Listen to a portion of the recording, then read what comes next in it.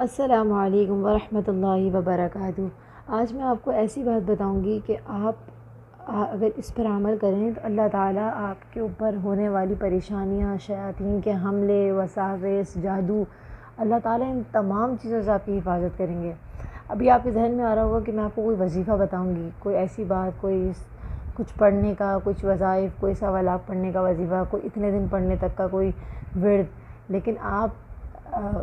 جب میرا بیان سنیں گے تو آپ کو سمجھ آئے گی کہ ان تمام چیزوں سے ہٹ کر میں آپ کو ایک چیز ایسی بتانے لگی ہوں کہ جب بھی ہمیں کوئی پریشانی آتی ہے، جب بھی ہم کسی مشکلات میں گھر جاتے ہیں، جب ہمارے اوپر جادو یا خدا نخواستہ شیطان کے حملے ہوتے ہیں، تو ہم سب چیزوں کی طرف جاتے ہیں، لیکن جو اصل چیز ہے اس کی طرف ہم جاتے ہی نہیں ہیں۔ اور انشاءاللہ آج میں وہی اصل چیز آپ کو بتانے لگی ہوں۔ دیکھیں، نبی پاک صلی اللہ علیہ وسلم کی جتنی بھی باتیں ہیں، قرآن میں اللہ فرماتے ہیں سورۃ النجم میں، وما ينطق عن الهوى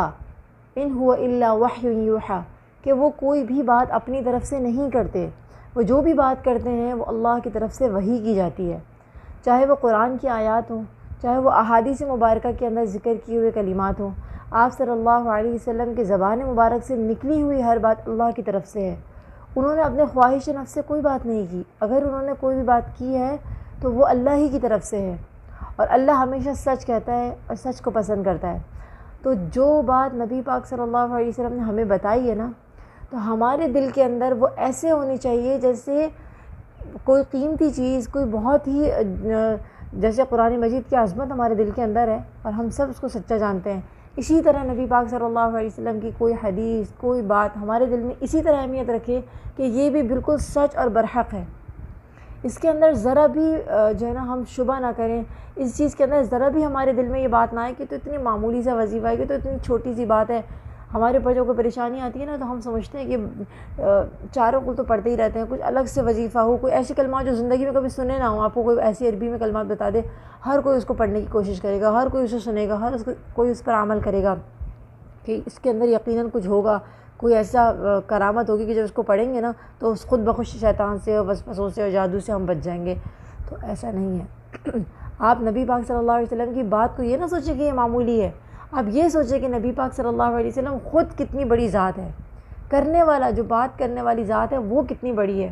ان کا درجہ کتنا بڑا ہے، وہ جو بات کر رہے ہیں یقیناً وہ چھوٹی بات نہیں ہوگی۔ تو ہم سب نے یہ حدیث سنی ہے کہ نبی پاک صلی اللہ علیہ وسلم نے فرمایا کہ اگر تم صبح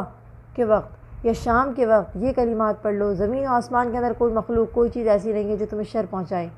وہ کلمات کیا ہیں کہ 3 دفعہ صبح کے وقت فجر کی نماز کے بعد تم پڑھو، بسم اللہ الذی لا یضر مع اسمہ شیء فی الارض ولا فی السماء وہو السمیع العلیم۔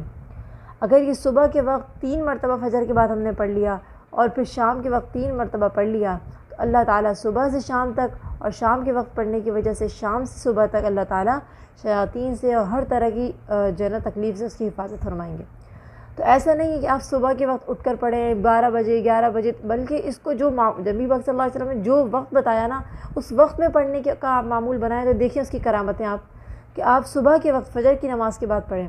اور سب سے بڑا نبی پاک صلی اللہ علیہ وسلم نے جیسے فرمایا قرآن مجید میں اللہ نے کہ نماز کو ان کے اوقات کے اندر پڑھو، تو ہم سب کوشش کریں کہ دن کی نمازیں تو ہماری اکثر الحمدللہ ہوتی ہیں، فجر کی نماز میں کوتاہی ہوتی ہے، فجر کی نماز اپنے ٹائم پر پڑھیں، وقت پر پڑھیں۔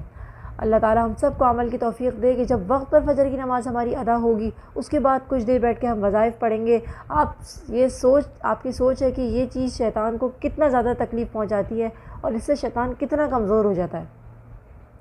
دوسری بات، نبی پاک صلی اللہ علیہ وسلم کے بتائے ہوئے جتنے بھی سنت طریقے ہیں اس کو معمولی نہ سمجھیں کہ کھڑے ہو کے کھانا کھا لیا تو کیا ہو گیا، کھڑے ہو کے پانی پی لیا تو کیا ہو گیا، الٹے ہاتھ سے کوئی چیز لے لی یا دے دی تو کیا ہو گیا، اس کو معمولی نہ سمجھیں۔ یہ بہت بڑی چیز ہے، آپ کی چھوٹے چھوٹے اعمال شیطان کو ایک دم کمزور کر دیتے ہیں۔ اگر آپ سوچیں کہ میں روزانہ سورۃ البقرہ 7 دفعہ پڑھ لوں اور میں جو ہے نا بڑے بڑے وظائف سورۃ البقرہ پڑھوں گا تو اس سے سورۃ البقرہ بالکل شیطان اس سے بھاگتے ہیں، لیکن سورۃ البقرہ جادو نہیں ختم کرتی کہ آپ سورۃ البقرہ آپ پڑھ لیں اور جو ہے نا وہ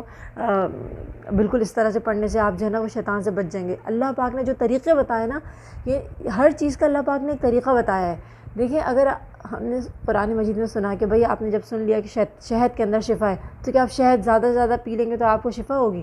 اگر کلونجی میں شفا ہے تو آپ زیادہ سے زیادہ اس کی جو ہے نا چمچہ بھر بھر کے آپ کلونجی کھا لیں گے اس سے آپ کو شفا ہوگی؟ نہیں، ہر ایک چیز کا ایک طریقہ ہے. یہ نہیں کہ آپ جو ہے نا بس بغیر کسی اس کے آپ کسی بھی چیز کا فائدہ سن کے اس کو استعمال کریں تو وہ فائدہ دے گی. دوا بھی اگر ہم بغیر صحیح طریقے سے نہ کھائیں تو وہ بھی نقصان دیتی ہے. تو اسی طریقے سے اگر آپ یہ سوچیں کہ بھئی میں بہت زیادہ وظائف کر لوں، اتنی پڑھائیاں کر لوں، اتنے جو ہے نا 1.25 دفعہ یہ ختم کر لوں وہ ختم کر لوں تو اس سے فائدہ ہوگا، ایسا نہیں ہوگا.